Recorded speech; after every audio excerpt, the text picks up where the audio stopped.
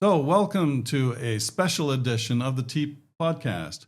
We're here today with Professor Omar Abdelrahman, professor here at the University of Houston in the Chemical Engineering Department. Welcome to the podcast. Thank you for having me. Happy to be here. Let's start by, why don't you introduce yourself? Tell us a little bit about your background. Sure. So I'm an associate professor of chemical and biomolecular engineering.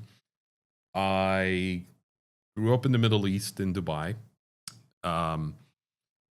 Studied chemical engineering as an undergraduate student. Very similar to Houston, the petrochemical industry there is huge. So that was always a major attraction. Realized I like teaching. Realized I also like research. I looked to my professors at the time and I said, how do I do this as a career? How do I get a combination of teaching and research? And they said, you got to go get a PhD and become a professor. Absolutely. Best place to do that still is United States. So I applied to grad school, and after many rejections, I landed on upstate New York, Syracuse. Okay. Polar opposite of the weather here. No kidding. That is Polar cold opposite. up there. So you get about 160 inches of snow on average per season there, but it's a great place to visit, great place to live. And I got my start there with my advisor, Jesse Bond, who at the time was advancing the science of biomass catalytic upgrading. The idea of can we design solid catalysts that let us transform plant material into chemical feedstock that we currently know how to use in the petrochemical industry. Finished up my PhD there, decided I still liked research and teaching, still wanted to become a professor. Went on to the University of Minnesota to do a postdoc there with Paul Downhauer. Okay. Continuing in the area of biomass catalysis, but then started to open up to new ideas. And in 2018, I got my start as an assistant professor at the University of Massachusetts Amherst. And then in January of 2024, happily moved here to Houston. Now here with you all. Okay, yes, I remember your arrival, and you're getting your lab set up here, and you deal a lot with electrochemistry these days. I do. My lab is split about into three parts. There's thermal catalysis, which is I have a solid catalyst. I drive reactions with thermal energy, but there's a lot of interest in the ability to use electrons directly in a catalytic reaction. That's the idea of electrochemistry or electrocatalysis. Lots of overlap with thermocatalysis. And more recently, we've been even getting into photochemistry, less in the traditional idea of using a material like titanium dioxide, but instead, can you use photons in the visible light range to directly interact with metal nanoparticles and control the binding of key intermediates? I've seen a little bit of work on that, and that's fascinating. That could be the next era that we end up talking about in maybe in 5 or 10 years from now.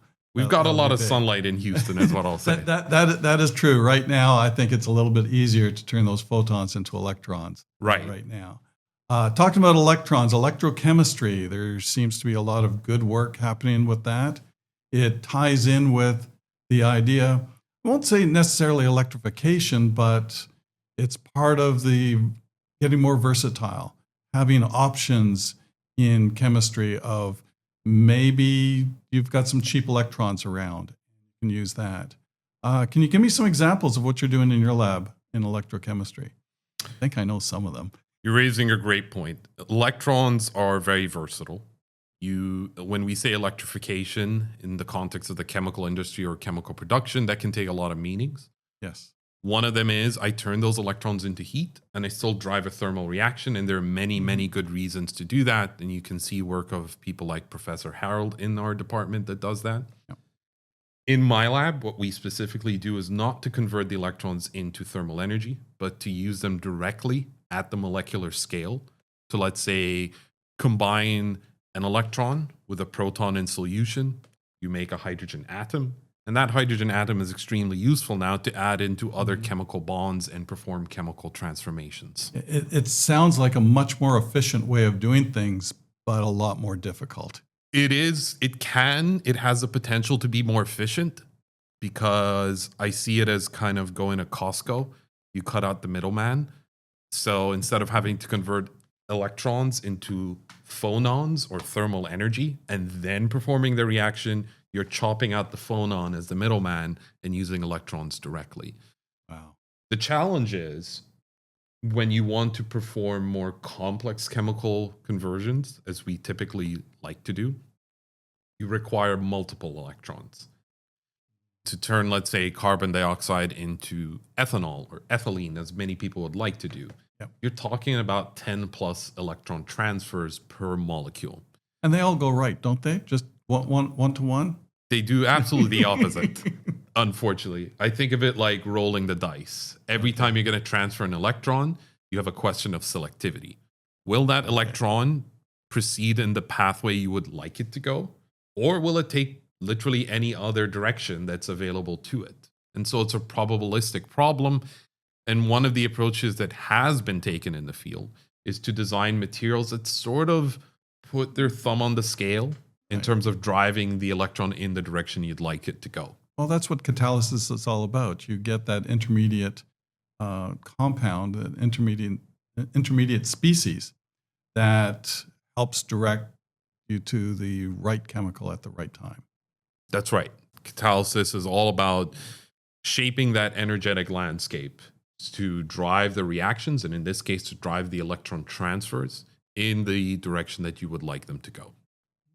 Fantastic. So I think we shared with you earlier, in fact, Carla found this great article with the conversion of CO2 to CO.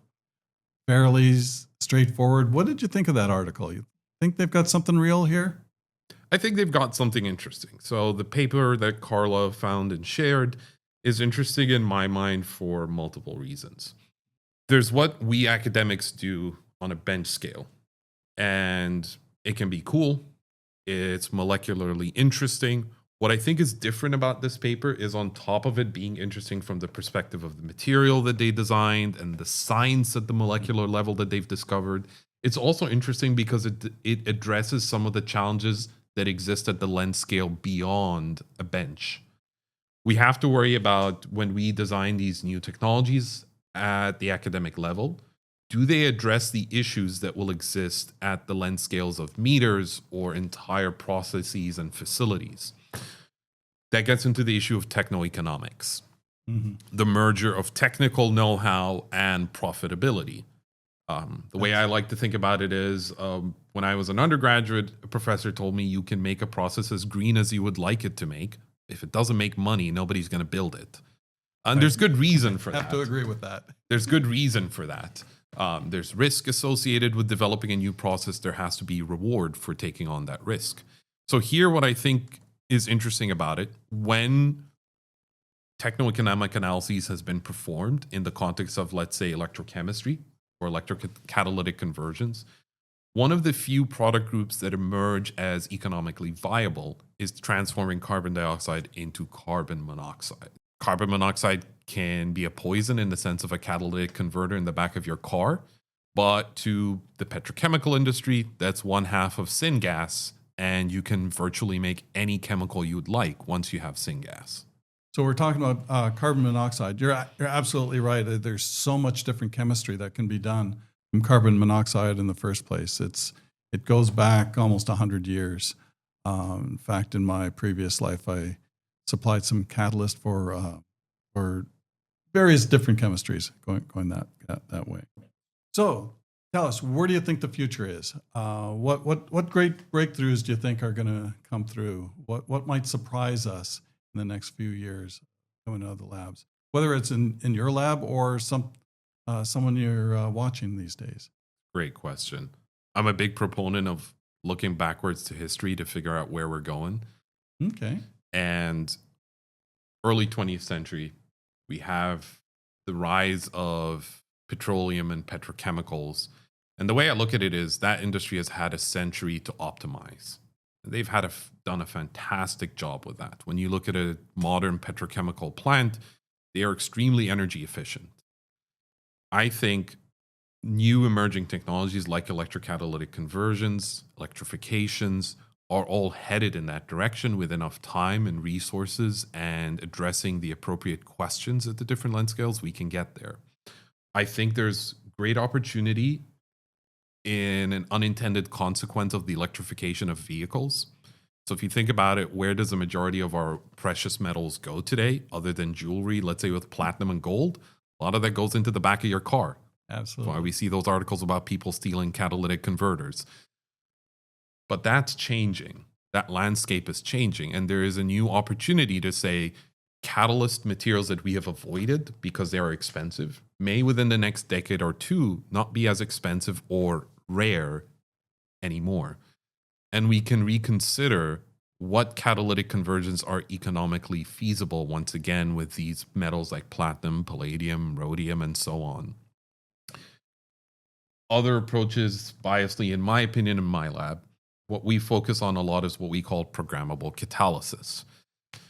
The idea is everything we think about when designing a catalyst, typically, everything we teach on the undergraduate level tends to be at steady state.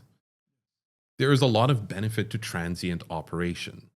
There are conditions where you can oscillate a process, or in the context of my lab's research, we oscillate the energy of the catalytic surface directly.